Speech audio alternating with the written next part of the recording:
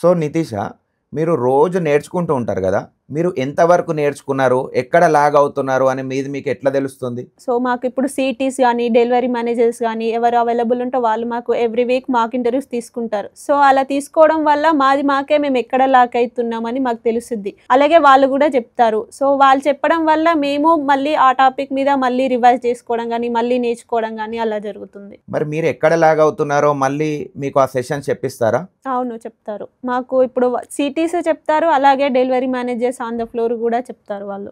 మీకు coding ట్యూటర్‌లో internship అయిపోయిన తర్వాత ప్రాసెస్ నెక్స్ట్ ఎలా ఉంటుంది? మిమ్మల్ని ఎలా డిప్లాయ్ చేస్తారు? అంటే వాళ్ళు చెప్పినట్టే ఇంటర్న్‌షిప్ ప్లస్ జాబ్ అన్నారు గదా! సో నేను అలాగే ఇంటర్న్‌షిప్ అయిపోయింది. ఇంటర్న్‌షిప్ అయిపోగానే వాళ్ళ క్లయింట్స్‌కి ఇంటర్వ్యూస్ పెట్టించారు. నేను ఫస్ట్ మాక్ ఇంటర్వ్యూస్ అటెండ్ అయినా గూడా కొంచెం ఎందుకో మళ్ళీ భయమేసింది. ఇక క్లయింట్ ఇంటర్వ్యూస్ అంటే అటెండ్ అవ్వడం అంటే. సో అలా 2 ఇంటర్వ్యూస్ అలా పోయాయి. కానీ నేను తర్వాత క్రాక్ చేశాను. క్లయింట్ లొకేషన్స్‌కి వెళ్ళి చేశాను అక్కడ. సో అక్కడ ఎన్ని మంత్స్ వర్క్ చేశావు క్లయింట్ లొకేషన్‌లో?